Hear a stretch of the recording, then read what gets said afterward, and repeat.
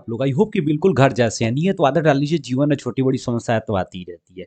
जैसा कि आप जानते हैं पिछले वीडियो में हम लोग 10th क्लास के हिस्ट्री के बुक का जितने भी इम्पोर्टेंट क्वेश्चंस जो हार्ड क्वेश्चंस होता था, बोर्ड मॉडल क्वेश्चंस था, उन सभी क्वेश्चंस का पोस्टमार्टम किए, हम लोग बवाल मचाए। अब आपको अगर हिस्ट्री का केवल ऑब्जेक्टिव पढ़ना है, केवल आपको एग्जाम के लिए तैयारी करता है, तो बस आप उस वीडियो के देखिए, उसमें आपका हिस्ट्री का ऑब्जेक्टिव टोटल क्लियर हो जाएगा। सेम उसी तरह आज के इस वीडियो में हम लोग राजनीतिक विज्ञान, पॉलिटिकल साइंस जो आपका नागरिक शास्त्र है, उसका हम लोग पोस्टमार्टम करने वाले हैं और पूरे बुक से जितने भी निचोड़ क्वेश्चन है जो हमेशा एग्जाम में पूछे जाते हैं, जो हमेशा एग्जाम में बोर्ड मॉडल की तरह क्वेश्चंस होते हैं, उन सभी क्वेश्चंस का हम लोग इस वीडियो में बवाल मचाने वाले हैं, पोस्टमार्टम करने वाले हैं। तो चलिए मिल के मचाते हैं बवाल विद बहुत सारा सवाल। सबसे पहली बात ये है कि हिस्ट्री का जितने भी क्वेश्चंस था भाई साहब, 83 क्वेश्चंस था बेसिकली हिस्ट्री का। उन सभी क्वेश्चंस को हम लोग यहाँ पर एक-एक करके हम लोग उसका डिस्कस किए थे, उसके आस-पास की चीज़ों को देखे हुए थे, उसका हम लोग टोटल एक्सप्लेन करके देखे हुए थे। सभी चीज़ों का आप लोगों को ध्यान में रखना है। क्वेश्चंस इधर-उधर से घुमा के क्वेश्चन वही रहता है, कभी-कभी लैंग्वेज बदल के दे देता है। तो क्या है कि जो भी बात बताया जा रहा है क्वेश्चंस के साथ में, उन सभी क्वेश्चंस को, उन सभी बातों को ध्यान में रखना है, ताकि एग्ज़ाम में क्वेश्चन छूट नहीं पाए। तो आज के इस वीडियो में भाई साहब हम लोग पॉलिटिकल साइंस को देखने वाले हैं, राजनीति विज्ञान को देखने वाले हैं और इससे रिलेटेड जितने भी इंपॉर्टेंट क्वेश्चन हैं आपके टोटल बुक में, उसका पोस्टमार्टम करने वाले हैं। तो पहला क्वेश्चन क्या कह रहा है भाई साहब कि क्षेत्रवाद की भावना का एक कुपरिणाम है। देखिए सबसे पहली बात यह है कि क्षेत्रवाद क्या होता है। जब किसी व्यक्ति के अंदर अपने क्षेत्र को लेकर के अपने क्षेत्र अपने क्षेत्र के प्रति एक लगाव, एक प्रकार के एट्रैक्शन का बोध होता है, उसको ऐसा लगने लगता है कि हमारा क्षेत्र ही सबसे अ, एक तरह से सर्वोत्तम है, हमारा क्षेत्र ही बाकी सभी क्षेत्रों से आगे रहे, डेवलप करे, बाकी क्षेत्रों को ध्यान में उसे नहीं रहता है, तो वहाँ पर अलगाववाद का वहाँ पर जो है प्रॉब्लम क्रिएट होता है, समस्या क्रिएट होता है। मतलब ये कि जब व्यक्ति के अंदर क्षेत्रवाद आ जाए, बात समझे कि नहीं? या फिर किसी भी तरह के वाद आ जाता है, तो वहाँ पर विभाजन का बात हो जाता है। अगर मान लीजिए हमारे अंदर क्षेत्रवाद आ जाए, जातिवाद आ जाए, तो इस तरह क्या हो जाएगा कि वो एक तरह से विभाजन का कार्य करता है। तो सेम उसी तरह ये क्षेत्रवाद का अर्थ यहाँ पर हो जाएगा, जिसका अर्थ होता है यहाँ अलगाववाद को क्रिएट करेगा। अलग-अलग क्षेत्र के लोग जो हैं, अपने क्षेत्र के प्रति ज़्यादा सक्रिय होंगे। यहाँ पर तो विकास क्या हो जाएगा, विकास सार्वजनिक रूप से नहीं हो पाएगा। तो राजनीति में क्षेत्रवाद नहीं होना चाहिए कि ये मेरा क्षेत्र है, वो किसी और का क्षेत्र है। यहाँ पर जब जैसे जिस तरह की ज़रूरत पड़े, उस तरह से क्या होना चाहिए, विकास होना चाहिए। तो यहाँ पर क्षेत्रवाद का यहाँ पर कुपरिणाम क्या होगा, अलगाववाद। दूसरा क्वेश्चन क्या कर रहा है कि भारत में कहाँ महिलाओं के लिए आरक्षण की व्यवस्था है? देखिए एग्जाम में एकदम हमेशा क्वेश्चन पूछे जाते हैं एग्जाम में भाई साहब, एकदम बवाल क्वेश्चंस है, तो हमेशा याद रखिएगा। बिहार की अगर अगर हम कहें भारत में कहाँ महिलाओं के लिए आरक्षण की व्यवस्था है, तो पंचायती राज व्यवस्था में बेसिकली। तो पंचायती राज व्यवस्था में क्या है भाई साहब, ये महिलाओं के लिए 50% आरक्षण की व्यवस्था है। अर्थात मान लीजिए अगर 100 सीट है तो उसमें से 50 सीट जो होगा भाई साहब, वो महिलाओं के लिए आरक्षित होगा। इसलिए आप लोग देखते हुए कभी भी वार्ड पार्षद का चुनाव होता है या फिर मुखिया का चुनाव होता है, तो उसमें से मैक्सिमम देखिएगा जो उम्मीदवार होता है, वो उम्मीदवार क्या होती है, महिलाएं होती हैं, ठीक है ना? क्योंकि वहाँ पर पुरुष उम्मीदवार का सीट तो 50% है, तो वो बहुत जल्दी भर जाता है। तो खाली अगर रहता है तो महिलाओं का मतलब महिलाओं का सीट खाली रहता है। इसीलिए कोई अपने पत्नी को खड़ा कर देता है, कोई अपने मतलब जो भी होता है, मान लीजिए मम्मी को खड़ा कर दिया, लेकिन वोट माँगने वो नहीं जाता है, उसे घर के लोग जाते हैं, जेंट्स जाते हैं। बात समझे कि नहीं? तो ऐसा होता है मैक्सिमम। दूसरा बात क्या करें कि सांप्रदायिक राजनीति आधारिक होती है। जब हम कहते हैं सांप्रदायिक, तो सांप्रदायिक का मतलब होता है धर्म के आधार पर, धर्म के आधार पर यानी आधार पर धर्मवाद होना चाहिए। तो हम बोले ना कि जिसमें वाद लगा रहता है भाई साहब, इसका मतलब ये होता है कि हम उस चीज़ को सुपीरियर मानने लग जाते हैं, हम उस चीज़ को सर्वोपरि मानने लग जाते हैं, हम ऐसा समझने लग जाते हैं कि इससे बढ़िया कोई और नहीं है। बात समझे कि नहीं? तो एक तरह से प्राथमिकता हम देने लग जाते हैं बाकी सभी चीज़ों से। तो यहाँ पर सांप्रदायिकता की वजह जो होगा वो क्या होगा, राजनीति आधारित होती है किस पर, धर्म पर आधारित होती है, धर्म के आधार पर आधारित होती है। उसी तरह जातिवाद जाति के आधार पर, क्षेत्रवाद क्षेत्र के आधार पर होता है राजनीति, कि हम आपके क्षेत्र का है तो हमें वोट दीजिए, हम आपके धर्म का है तो हमें वोट दीजिए। वही कह रहा है, हम आपके जाति का है तो हमें वोट दीजिए। तो ये सब जातिवाद, धर्मवाद, क्षेत्रवाद वाली बात हो जाती है। देखिए क्वेश्चन क्या करेगी, 16वीं लोकसभा में महिला सदस्यों की संख्या कितनी थी? 16वीं लोकसभा, देखिए 16वीं लोकसभा हुआ कब था, तो याद रखिएगा यहाँ पर एग्जाम में हमेशा क्वेश्चन ये पूछते रहता है, बात समझे कि नहीं। तो 16वीं लोकसभा में महिलाओं की संख्या 61, यहाँ पर याद रखना है 16वीं लोकसभा में महिलाओं की संख्या कितनी, 61 थी। लेकिन क्वेश्चंस कभी कभी ऐसे पूछता है कि 16वीं लोकसभा कब हुई थी, तो 2014 में। कहेगा 17वीं लोकसभा कब हुई थी, तो 2019 में।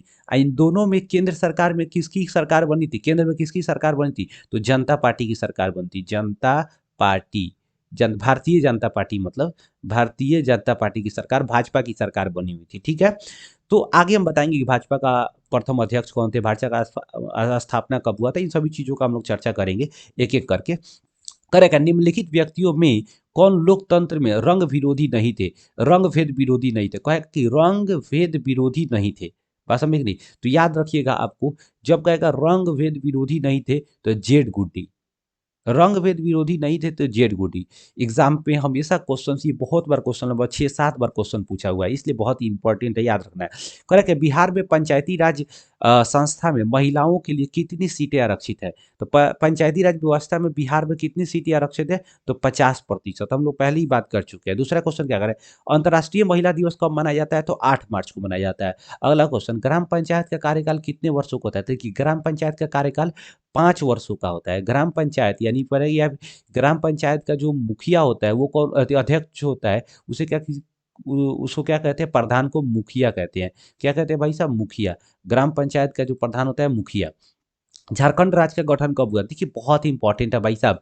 झारखंड राज्य का गठन जो हुआ था 15 नवंबर 2000 ईस्वी को हुआ था। झारखंड राज्य का गठन कब हुआ था, 15 नवंबर 2000 ईस्वी को, 28वां राज्य के, 28वां राज्य के रूप में। ठीक है ना। दूसरा क्वेश्चन क्या पूछता है कि बहुत इंपॉर्टेंट है, याद रखना है कि 9 नवंबर 2000 ईस्वी को किस राज्य का स्थापना हुआ था, तो याद रखिएगा भाई साहब, उत्तराखंड का। उत्तराखंड, उत्तराखंड का स्थापना हुआ था 27वां राज्य के रूप में। 1 नवंबर 2000 ईस्वी को जो हुआ था भाई साहब, ये छत्तीसगढ़ का हुआ था। छत्तीसगढ़, छत्तीसगढ़ का स्थापना हुआ था 26वां राज्य के रूप में। 26वां राज्य के रूप में। छत्तीसगढ़ का राजधानी क्या है, रायपुर। उसी तरह उत्तराखंड का राजधानी कहाँ है, इसको भी सब आप लोग कमेंट बॉक्स में, बहुत ही इंपॉर्टेंट है, याद रखिए क्योंकि पिछले ही साल पूछा हुआ था। और यहाँ पर झारखंड, झारखंड, झारखंड का राजधानी कहाँ है, ये भी आपको याद होना चाहिए। दोनों को दोनों बहुत ही इंपॉर्टेंट है। ठीक है ना, दोनों का कमेंट बॉक्स में जरूर आप आंसर कीजिए। यहाँ पर तीनों याद रखना है। 2000 ईस्वी में 3 गो स्टेट बना हुआ था। एक तो छत्तीसगढ़, क्वेश्चन पूछेगा छत्तीसगढ़ किस राज्य से अलग हुआ था, तो याद रखिएगा मध्य प्रदेश से, मध्य प्रदेश से अलग हुआ था। कहेगा उत्तराखंड किस राज्य से अलग हुआ था, तो यूपी से अलग हुआ था। ठीक है ना। आइए 27वां राज्य उत्तराखंड बना हुआ था 9 नवंबर 2000 ईस्वी को, हमेशा याद रखिएगा। अगला क्वेश्चन पूछ रहा है क्या, कि भारतीय संविधान की 8वीं अनुसूची में, भारतीय संविधान की 8वीं अनुसूची में कितने भाषाओं को मान्यता प्राप्त किया है, तो 22 भाषाओं को मान्यता प्रदान किया गया हुआ है। क्वेश्चन पूछेगा भाषा के आधार पर पहला राज्य कौन सा, मतलब किस राज्य का गठन किया गया था, तो आंध्र प्रदेश। आंध्र प्रदेश, आंध्र प्रदेश भाई साहब ये भाषा के आधार पर बनने वाला भारत का पहला देश है, बात समझे कि नहीं। ये 1956 ईस्वी में बना हुआ था, तेलुगु भाषा के आधार पर, तेलुगु भाषा के आधार पर। 1956 ईस्वी में 14 देश, 14 राज्य और 6 यूटी यानी केंद्र शासित प्रदेश क्या हुआ था, भाषा के आधार पर बनाया गया था। अगला क्वेश्चन, भारत में किस प्रकार के शासन प्रणाली है, देखिए भारत में किस प्रकार का शासन प्रणाली, संघीय शासन प्रणाली। लेकिन संघीय में भी जो है संसदीय शासन प्रणाली है। संसदीय शासन प्रणाली का मतलब देखिए क्या होता है। संसदीय शासन प्रणाली में जो होता है वो भाई साहब, अगर राजनैतिक, राजनैतिक रूप से, राजनैतिक रूप से वास्तविक शासक, वास्तविक जो शासक होता है वो भाई साहब पीएम होता है, प्रधानमंत्री होता है। जबकि अध्यक्षीय में जो होता है राष्ट्रपति वास्तविक शासक होता है। वास्तविक शासक राष्ट्रपति जो होता है, राष्ट्रपति राष्ट्रपति वास्तविक शासक होता है। तो भारत में संघीय और संसदीय शासन व्यवस्था है, जबकि अमेरिका में भाई साहब, अमेरिका में क्या है भाई साहब, ये संघीय और अध्यक्षीय शासन व्यवस्था है, ठीक है ना। ये संसदीय शासन व्यवस्था किस देश के मतलब किस देश से लिया गया हुआ है, तो ब्रिटेन से लिया गया हुआ है, ब्रिटेन से लिया हुआ है संसदीय शासन व्यवस्था का, ठीक है ना। अगला क्वेश्चन का है, भारत में पहला नगर निगम कहाँ बना था। ये बहुत इंपॉर्टेंट है कि भारत में पहला नगर निगम कहाँ बना हुआ था। देखिए, भारत में पहला नगर निगम का स्थापना 1688 ईस्वी मद्रास, अभी इसका नाम चेन्नई हो चुका है, चेन्नई में अंग्रेजों के द्वारा किया गया था। लेकिन बिहार में पहला नगर निगम का स्थापना कहाँ हुआ था, तो 1952 ईस्वी पटना में हुआ था नगर निगम का स्थापना। बहुत इंपॉर्टेंट है, याद रखना है। अगला क्वेश्चन क्या कर रहा है, भारत में गणतांत्रिक संविधान, भारत ने होगा, ठीक है ना, भारत ने गणतांत्रिक संविधान को कब अंगीकार किया था, तो याद रखिएगा 26 जनवरी 1950 ईस्वी को। कहेगा संविधान बन के कब तैयार हुआ था, तो 26 नवंबर 1949 ईस्वी को संविधान बन के तैयार हुआ। संविधान को बनने में 2 वर्ष 11 माह 18 दिन का समय लगा हुआ था, ठीक है ना। अब कहेगा कि संविधान बनाने के लिए किस सभा का गठन किया गया था, तो याद रखिएगा संविधान सभा का गठन किया गया था। संविधान सभा का गठन किया गया था। कब किया गया था, तो 6 दिसंबर 1946 ईस्वी को संविधान सभा का गठन किया गया था। कहेगा संविधान सभा का प्रथम अस्थायी अध्यक्ष कब और किसको बनाया गया था, तो 9 दिसंबर 1946 को डॉक्टर सच्चिदानंद सिन्हा भारत के संविधान सभा के प्रथम अस्थायी अध्यक्ष थे। जबकि कहेगा अस्थाई तो डॉक्टर राजेंद्र प्रसाद 11 दिसंबर 1946 ईस्वी को इस संविधान सभा का प्रथम अस्थायी अध्यक्ष घोषित किया गया, ठीक है ना। आप कहेगा क्वेश्चन कि भारतीय संविधान के पिता किसको कहते हैं, तो अंबेडकर, बी आर अम्बेडकर को भारतीय संविधान का पिता कहते हैं। अंबेडकर को भारतीय संविधान का क्या कहते हैं, पिता कहते हैं।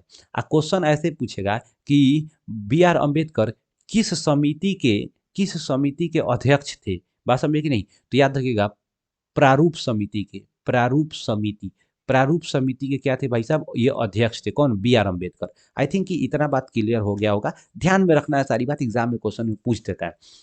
करेक्ट। पंचायती राज संस्थाओं को संवैधानिक दर्जा किस संशोधन के द्वारा, किस कॉन्स्टिट्यूशन अमेंडमेंट एक्ट के द्वारा, सीएए के द्वारा शुरू दिया गया था, तो 73वां। बस हम एक नहीं, हमेशा याद रखना, एग्जाम में क्वेश्चन पूछते रहता है भाई साहब कि किस संविधान संशोधन के द्वारा पंचायती राज व्यवस्था को संवैधानिक घोषित किया गया था, तो 73वां संविधान संशोधन के द्वारा। कहेगा पंचायती राज व्यवस्था में कितने कार्यों को पंचायती राज व्यवस्था में जो है इनके कितने कार्यों का उल्लेख किया गया है संविधान के अनुसूची में कितने कार्यों, तो 29 कार्यों को इनके कार्यों को क्या किया गया है, उल्लेखित किया गया है। और कहा गया क्या कि किस अनुसूची में, थे 11वीं अनुसूची में क्या किया गया, उल्लेख किया गया हुआ है। अगला क्वेश्चन कहेगा क्या कि भारत में किस राज्य में सर्वप्रथम पंचायती राज की शुरुआत हुई थी। देखिए भाई साहब, एग्जाम में ये क्वेश्चन बहुत बार क्वेश्चन पूछा हुआ है, ठीक है ना। तो इसको आपको बहुत ध्यान में रखना है। कहा कि किस राज्य में सर्वप्रथम पंचायती राज की शुरुआत हुई थी, तो जब राज्य पूछेगा तो राजस्थान। किस राज्य में पंचायती राज की व्यवस्था हुई थी, तो पंचायती राज की शुरुआत राजस्थान से हुई थी, नागौर जिला से। नागौर जिला से हुआ था। कब, 2 अक्टूबर 1959 ईस्वी को हुआ था। नागौर जिला से प्रथम बार जो है पंचायती राज व्यवस्था का शुरुआत हुआ था, ठीक है ना। एग्जाम में हमेशा पूछता है, ये याद रखना है आपको। अगला क्वेश्चन करा क्या, संघ सरकार का उदाहरण है, तो संघ सरकार का उदाहरण कौन सा होगा भाई साहब, यहाँ पर अमेरिका। दूसरा क्वेश्चन क्या करा है कि संघ सरकार, देखिए संघ सरकार का उदाहरण अमेरिका, संघीय शासन व्यवस्था का उदाहरण भारत। बात समझे कि नहीं। भारत में क्या है भाई साहब, संघीय शासन व्यवस्था है, मतलब केंद्र सरकार राज्य सरकार की भी यहाँ पर सरकार चलती है। अगला क्वेश्चन करेगा, संघ राज्य की विशेषता नहीं होती है, तो जो राज्य संघ राज्य होगा वहाँ एकहरी शासन व्यवस्था नहीं होगा, वहाँ दोहरी शासन व्यवस्था। तो एकहरी शासन व्यवस्था क्या होगा, यहाँ पर नहीं होगा। आई होप कि ये वाला बात समझ आ रहा होगा आपको। अगला क्वेश्चन क्या करें कि लिच्छवी गणतंत्र भारत के किस राज्य में अवस्थित था, तो लिच्छवी भारत के बिहार में। ये भारत का सबसे पुराना गणतंत्र था, बात समझे कि नहीं, ये बिहार राज्य में पड़ता है। अगला क्वेश्चन पूछ रहा है क्या, पंचायती राज के त्रिस्तरीय स्वरूप में इनमें से कौन नहीं है। देखिए पंचायती राज व्यवस्था को 3 स्तर पर क्या किया गया, इसको बांटा गया था। एक तो गांव के स्तर पर है ग्राम पंचायत, ग्राम पंचायत, पंचायत। दूसरा पंचायत समिति, पंचायत, पंचायत समिति। तो पंचायत एक समिति बनाया गया। और तीसरा जो है ब्लॉक के स्तर पर जो किया गया था, दूसरा ब्लॉक स्तर पर पंचायत समिति, ये जो था विलेज स्तर पर, गांव के स्तर पर ग्राम पंचायत। और जिला स्तर पर, डिस्ट्रिक्ट के स्तर पर किया गया था भाई साहब पंचायत समिति, ग्राम पंचायत, पंचायत समिति और नगर परिषद, नगर जिला परिषद, सॉरी, जिला परिषद, परिषद। तो कहेगा पंचायती राज व्यवस्था में जो है त्रिस्तरीय स्वरूप, किस त्रिस्तरीय स्वरूप का गठन किया गया था, तो ग्राम पंचायत, पंचायत समिति, जिला परिषद, ये पंचायती राज व्यवस्था में। लेकिन कहेगा क्या, शहरों में पंचायती राज व्यवस्था को कितने स्तर पर, तो 3 स्तर पर, जिसे नगर निगम कहा गया। पहला जो है नगर पंचायत, पंचायत, नगर परिषद, परिषद और नगर निगम, निगम। तो देखिए गांव में पंचायती राज व्यवस्था को 3 स्तर पर, गांव के स्तर पर ग्राम पंचायत, जी ठीक है, ब्लॉक के स्तर पर पंचायत समिति और जिला के स्तर पर जिला परिषद। और शहरों में ग्राम पंचायत को भी लागू किया गया था, तो उसको भी 3 स्तर पर लागू किया गया। नगर पंचायत छोटे शहर को, नगर परिषद मीडियम शहर को और नगर निगम बड़े शहर को। बात समझे कि नहीं। बिहार का पहला नगर निगम पटना नगर निगम 1952 में, भारत का पहला नगर निगम चेन्नई यानी मद्रास नगर निगम 1688 ईस्वी में स्थापना किया गया था। अगला क्वेश्चन कर रहा है कि सत्ता में साझेदारी सही है, क्योंकि सत्ता में साझेदारी क्यों सही है। यह विविधता को अपने में समेट लेती है, ये फैसले लेने में दूरी करती है कि देरी करती है, देरी करती है, देश की एकता को कमजोर करती है, विभिन्न समुदायों के बीच टकराव कम करती है, ये विविधता को समेट लेती है। कहने का मतलब क्या है कि सत्ता में साझेदारी जो होती है ना भाई साहब, ये अच्छा होता है इसलिए क्योंकि जिस देश में अलग अलग जाति, धर्म, भाषा के लोग रहते हैं, इस लोकतंत्र में सत्ता के साझेदारी में क्या होता है, सभी जाति, धर्म, भाषा बोलने वाले लोगों का भागीदारी होता है और सभी लोग इस सरकार में भाग लेकर के अपने जाति, समुदाय, भाषा भाषी के लोगों का क्या करते हैं, विकास करते हैं और मिलजुल करके समन्वय पूर्वक रहते हैं और देश का विकास करते हैं। बात समझे कि नहीं। इसलिए यह विविधता को अपने में क्या करता है, समेट लेता है। दूसरा कह रहा है क्या, स्थानीय स्वशासन राज्य के नीति निर्देशक सिद्धांतों के किस अनुच्छेद में, डीपीएसपी। कहेगा क्या कि स्थानीय स्वशासन जो है राज्य के नीति निर्देशक सिद्धांतों के किस अनुच्छेद में है, तो राज्य के नीति निर्देशक सिद्धांत के अनुच्छेद 40 में है। बात समझे कि नहीं। किसका स्थापना की बात कहा गया अनुच्छेद 40 में, यहाँ पर ग्राम पंचायत, पंचायती राज व्यवस्था के स्थापना की बात कहा गया है। पंचायती राज व्यवस्था की स्थापना का स्वप्न जो था किसने देखा हुआ था, तो गांधी जी ने देखा हुआ था। बात समझे कि नहीं। गांधी जी बोले थे कि भारत में पंचायती राज व्यवस्था का स्थापना होना चाहिए ताकि गांवों का विकास सही ढंग से हो सके। अगला क्वेश्चन कह रहे कि बिहार में सर्वप्रथम नगर निगम का स्थापना, यहाँ पर पटना नगर निगम का स्थापना 1952 ईस्वी में। अगला क्वेश्चन कह रहा है कि भारत का संवैधानिक अध्यक्ष कौन होता है, तो कहेगा संवैधानिक अध्यक्ष कौन होगा, तो राष्ट्रपति। बात समझे कि नहीं। लेकिन कहेगा भाई साहब राजनैतिक, यानी अगर कहेगा क्या कि अगर शासन का मुख्य अध्यक्ष कौन होता है, शासन में जो होता है राजनीतिक अध्यक्ष, तो वो प्रधानमंत्री होता है। बात समझे कि नहीं। देश में अगर हम लोग राजनीतिक रूप से अगर देखेंगे कि शासन का अध्यक्ष, मुख्य अध्यक्ष कौन होता है, तो वो होता है प्रधानमंत्री। राष्ट्रपति नाम मात्र का होता है, ये संवैधानिक अध्यक्ष होता है। अगला क्वेश्चन, लोकतंत्र का प्राण किसे कहा जाता है, राजनीतिक दल को लोकतंत्र का प्राण कहा जाता है। अगर लोकतंत्र में राजनीतिक दल नहीं रहे तो लोकतंत्र खत्म हो जाएगा, लोकतंत्र का कोई अस्तित्व नहीं रहेगा। कह रहा है कि लोक जनशक्ति पार्टी का चुनाव चिन्ह क्या है, लोजपा, लोक जनशक्ति पार्टी। रामविलास पासवान ने लोक जनशक्ति पार्टी का स्थापना किया हुआ था, जिसका चुनाव चिन्ह बंगला छाप है। अभी जो है, अभी रामविलास पासवान मर गए, उनका बेटा जो है आपको पता होगा चिराग पासवान, चिराग पासवान, पासवान जो है इस पार्टी का क्या है, अध्यक्ष है। ठीक है ना। तो इसका चुनाव चिन्ह क्या होगा, बंगला। लालटेन किसका है भाई साहब, राजद का, राष्ट्रीय जनता दल, जो अभी लालू जी का पार्टी था, जिसका स्थापना 1997 ईस्वी में हुआ था। अभी उसका अध्यक्ष तेजस्वी यादव है, ठीक है ना। और तेज प्रताप यादव भी उन्हीं का बेटा है, लेकिन तेजस्वी यादव जो उनका छोटका बेटा है वो क्या है, इसका अध्यक्ष है। बात समझ रहे। अभी उप मुख्यमंत्री है और स्वास्थ्य मंत्री भी है।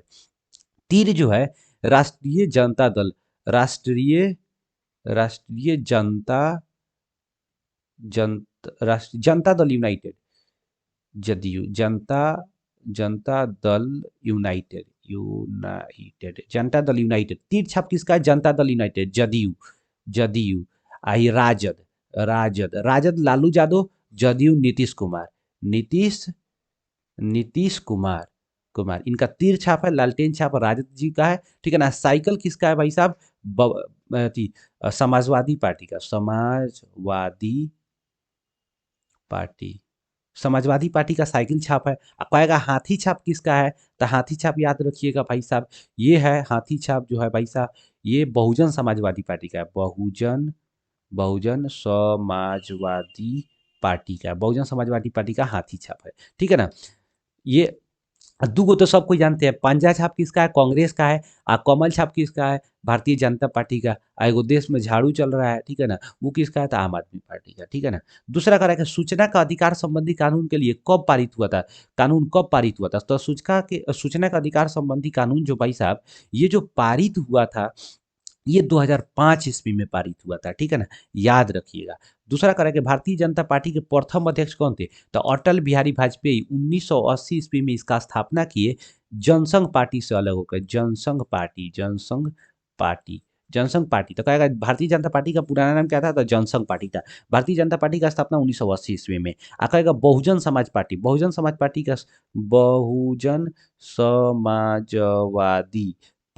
बहुजन समाजवादी पार्टी का स्थापना किसने, 1984 ईस्वी में कांसीराम के द्वारा किया गया था, कांसीराम के द्वारा किया गया था बहुजन समाजवादी पार्टी का स्थापना, जिसका चुनाव चिन्ह जो है हाथी छाप है। अभी हाथी छाप जो है यूपी में आपको पता ही है, मायावती का है, ठीक है ना। तो यहाँ पर भारतीय जनता पार्टी के प्रथम अध्यक्ष कौन थे, अटल बिहारी वाजपेयी, उसका स्थापना 1980 ईस्वी में। अगला क्वेश्चन कह रहे बांग्लादेश कब स्वतंत्र हुआ, 1971 ईस्वी में बांग्लादेश स्वतंत्र हुआ था। ये बांग्लादेश पहले इसी को कहा जाता था पूर्वी पाकिस्तान, पूर्वी पूर्वी पाकिस्तान, ठीक है ना। ये भारत की सहायता से क्या हुआ, आजाद हुआ, ठीक है ना, और एक अलग देश बना 1971 ईस्वी में। अगला क्वेश्चन क्या है, भारत में बिहार में संपूर्ण क्रांति का नेतृत्व, देखिए बिहार में संपूर्ण क्रांति का नेतृत्व जो है जयप्रकाश नारायण ने किया हुआ था, ठीक है ना। ये बहुत इंपॉर्टेंट है, याद रखना है आपको, एग्जाम में बहुत बार क्वेश्चन पूछा हुआ है। दूसरा क्वेश्चन करें कि भारत में 1977 के आम लोकसभा चुनाव में जो था, किस पार्टी को बहुमत मिला था। ये देखिए इतना इंपॉर्टेंट क्वेश्चन है भाई साहब, आपको ऐसे भी नॉलेज के लिए याद रखना है कि जब से देश आज़ाद हुआ था 1947 से लेकर 1977 तक, अभी तक कांग्रेस पार्टी को छोड़कर कोई भी पार्टी जो है, इंपॉर्टेंट है याद रखिएगा, कांग्रेस पार्टी को छोड़कर कोई भी पार्टी अभी तक प्रधानमंत्री नहीं बना पाया था अभी केंद्र सरकार में। लेकिन ये 1977 का आम चुनाव पहली आम चुनाव था जिसमें जनता पार्टी को बहुमत मिला, जनता पार्टी को बहुमत मिला। बात समझे कि नहीं, ये जनता पार्टी को अकेले बहुमत नहीं मिला था, ये भी जो गठबंधन का सरकार बना था, ठीक है ना। तो जनता पार्टी को क्या मिला था भाई साहब, यहाँ पर बहुमत मिला। अब पहली बार, बात समझे कि नहीं, गैर कांग्रेसी प्रधानमंत्री बने। कौन बने, तो मोरारजी देसाई। जनता पार्टी को बहुमत मिला और मोरारजी देसाई प्रथम गैर कांग्रेसी प्रधानमंत्री बने। हालांकि इन लोग का सरकार नहीं चला, कुछ ही दिन में गिर गया। करेक्ट है। 17वीं लोकसभा का चुनाव किस वर्ष हुआ था, 17वीं लोकसभा का चुनाव मेरे भाई 2019 में हुआ था, जिसमें मोदी जी प्रचंड जीत हासिल किए थे। दूसरा क्वेश्चन, बहुजन समाजवादी पार्टी के संस्थापक अभी जस्ट बोले 1984 ईस्वी में काशीराम, जो अभी इसका जो है पार्टी है, इस पार्टी का अध्यक्ष जो है आपको पता होगी, मायावती, ठीक है ना, यूपी में। कह रहा है कि बोलीविया में जन संघर्ष का मुख्य कारण क्या था, तो पानी की कीमत में वृद्धि। देखिए बोलीविया दक्षिण भारत अमेरिका का एक देश है जहां पर पानी का जो कॉन्ट्रैक्ट था वो क्या हुआ था, इसको प्राइवेटाइज कर दिया गया था, ठीक है ना, जिसकी वजह से उसका पानी के मूल्य में काफ़ी वृद्धि हो गया। आम जनता जो है इससे काफ़ी परेशान हो गए और वो लोग जो है आंदोलन कर दिए थे, ठीक है ना। तो ये जो था बोलीविया में जन संघर्ष का मुख्य कारण पानी में कीमत की वृद्धि था। कह रहा क्या, राजनीतिक दलों की मान्यता और उसका चुनाव चिन्ह होगा, उसका चिन्ह है, यानी चुनाव चिन्ह जो है किसके द्वारा प्रदान किया जाता है। तो जब राजनीति किसी भी राजनीतिक दल या फिर चुनाव से संबंधित कोई भी कार्यक्रम या डिसीजन होता है, वो निर्वाचन आयोग लेता है। बात समझे कि नहीं? ये एक स्वतंत्र इकाई है। कह रहा है भारतीय जनता पार्टी का स्थापना कब हुआ था? 1980 ईस्वी में भारतीय जनता पार्टी का स्थापना। अगला क्वेश्चन, यूनाइटेड जनता पार्टी या फिर जनता दल यूनाइटेड, इसी को कहा जाता है यूनाइटेड जनता पार्टी या जनता दल यूनाइटेड का स्थापना कब हुआ था? तो 1999 ईस्वी में, ठीक है ना। और 1997 में जदयू राजद जनता दल राष्ट्रीय जनता दल का स्थापना हुआ था। अगला क्वेश्चन कर रहा है कि लोकसभा में निर्वाचन हेतु, ये भाई यहाँ लड़का सब कंफ्यूज किया जाता है। कह रहे हैं निर्वाचन हेतु कुल कितने सीट है? तो देखिए लोकसभा में कुल सीट कितने हैं? 545। लेकिन उस लोकसभा में 2 सीट क्या होता है? ये राष्ट्रपति के द्वारा मनोनीत होता है, एंग्लो इंडियन, ठीक है ना। अब वो दिस हालांकि उसको अब हटा दिया गया है, लेकिन जब ये क्वेश्चन पूछा गया था तो आंसर इसका 543। अब बकलोल लड़का सब आके मार दिया था 545। 545 तो कुल सीट हो गया, लेकिन यहाँ पूछ रहा है क्या? निर्वाचन हेतु, यानी जिस पर चुनाव हो, तो 543 इसका आंसर होगा, ठीक है ना। लेकिन अब इसको हटा दिया गया, ये अब टोटल चुनाव 545 पर ही होगा, ठीक है। ये वाला बात समझ आया कि नहीं आया? देखिए कह रहा है भारतीय जनता पार्टी का चुनाव चिन्ह क्या था? भारतीय जनता पार्टी का भाजपा का चुनाव चिन्ह कथी है? देखो कितना लड़का नहीं समझ पाता है। भारतीय जनता पार्टी नहीं समझेगा, भाजपा कहने पर दिमाग आ जाएगा फटाक देना, भाजपा समझ आता है। अच्छा भाजपा, ठीक है ना। तो भा से भारतीय, ज से जनता, पा से पार्टी। तो भारतीय जनता पार्टी का चुनाव चिन्ह भाई साहब क्या हो जाएगा? कमल। कमल ये सब कोई जानता है। ताड़ी विद्रोह आंदोलन निम्नलिखित में से किस प्रांत से शुरू हुआ था? ओ भाई साहब बहुत इंपॉर्टेंट है। ताड़ी विद्रोह आंदोलन 1992 ईस्वी में शुरू हुआ था आंध्र प्रदेश के नेल्लौर जिला से। नेल्लौर नेल्लौर जिला से शुरू हुआ था। कहेगा का ताड़ी विद्रोह आंदोलन जो था मुख्य रूप से किसके द्वारा चलाया गया था? महिलाओं के द्वारा चलाया गया था। देखिए ताड़ी विद्रोह आंदोलन आंध्र प्रदेश के नेल्लौर जिला से 1992 में शुरू हुआ था। लेकिन कहेगा कि पंचायती राज का शुरुआत ये किस राज्य से हुआ था? तो राजस्थान के नागौर जिला से हुआ था। 1959 ईस्वी में 2 अक्टूबर को हुआ था, ठीक है। अब आगे बढ़ते हैं हम लोग। कह रहा है क्या राजनीतिक दलों की नींव सर्वप्रथम किस देश में? तो देखिए राजनीतिक दल विश्व में सर्वप्रथम ब्रिटेन में बना था। बात समझे कि नहीं? 2 राजनीतिक दल बना हुआ था। अगला क्वेश्चन कह रहा है क्या नर्मदा घाटी परियोजना किन राज्यों से संबंधित है? देखिए नर्मदा घाटी परियोजना बेसिकली गुजरात, महाराष्ट्र और मध्य प्रदेश से संबंधित है। यहाँ डी नंबर आंसर सही होगा, गुजरात, महाराष्ट्र और मध्य प्रदेश से संबंधित है। बात समझ गए? कहेगा नर्मदा नदी परियो अथी सॉरी नर्मदा बचाओ बचाओ आंदोलन। तो कहेगा नर्मदा बचाओ आंदोलन कब हुआ था? तो नर्मदा बचाओ आंदोलन आप याद रखिएगा, इसका मुख्य जो नेता थी वो मेधा पाटेकर मेधा पाटेकर मेधा पाटेकर के द्वारा। तो नर्मदा बचाओ आंदोलन का मुख्य नेता कौन था? तो मेधा पाटेकर। बात समझे कि नहीं? अगला क्वेश्चन क्या करे कि सूचना के अधिकार आंदोलन की शुरुआत कहाँ से हुई थी? तो सूचना के अधिकार आंदोलन की शुरुआत कहाँ से होगा? राजस्थान से हुआ था। राजस्थान के भीम तहसील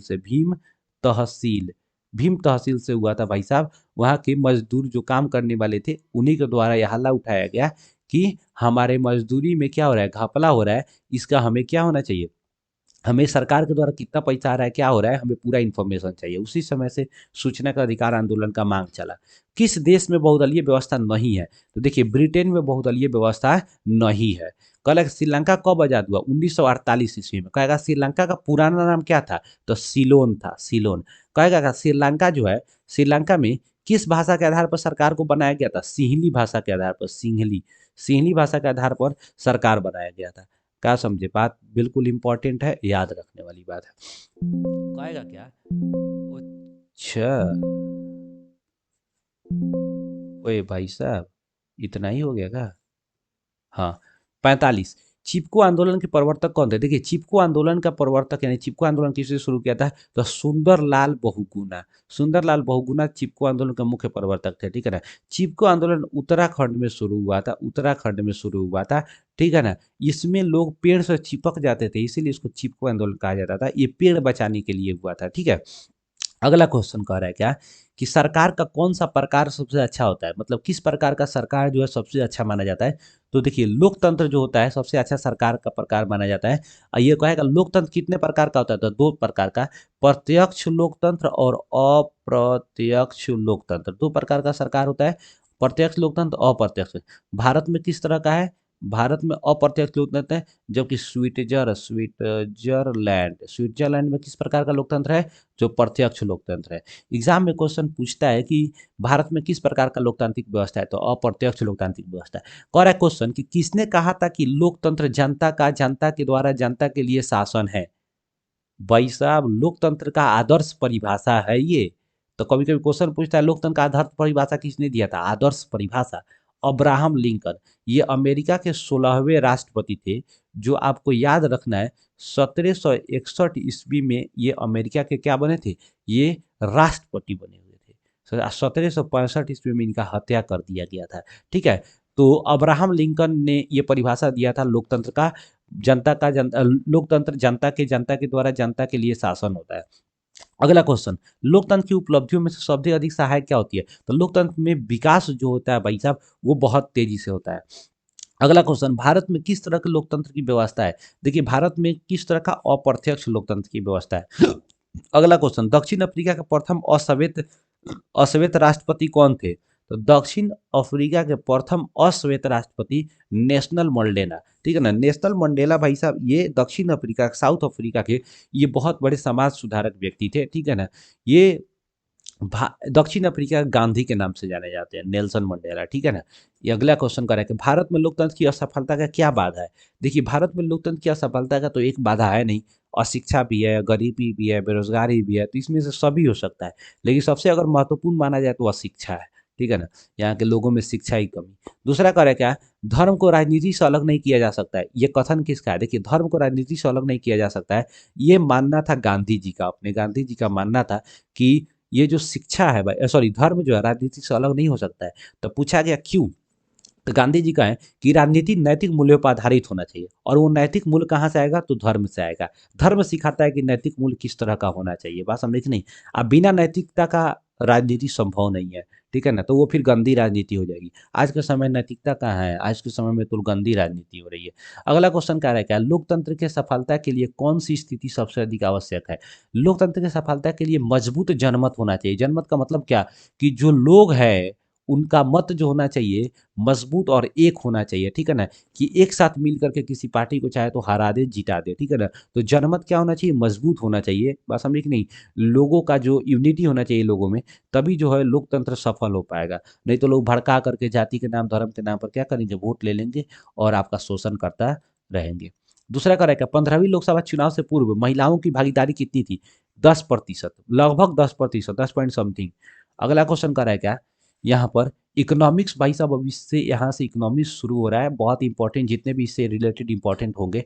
तो यहाँ पर हम लोग देखिए टोटल पॉलिटिकल साइंस में 54 है जो इम्पॉर्टेंट है आपके एग्जाम के पॉइंट ऑफ व्यू।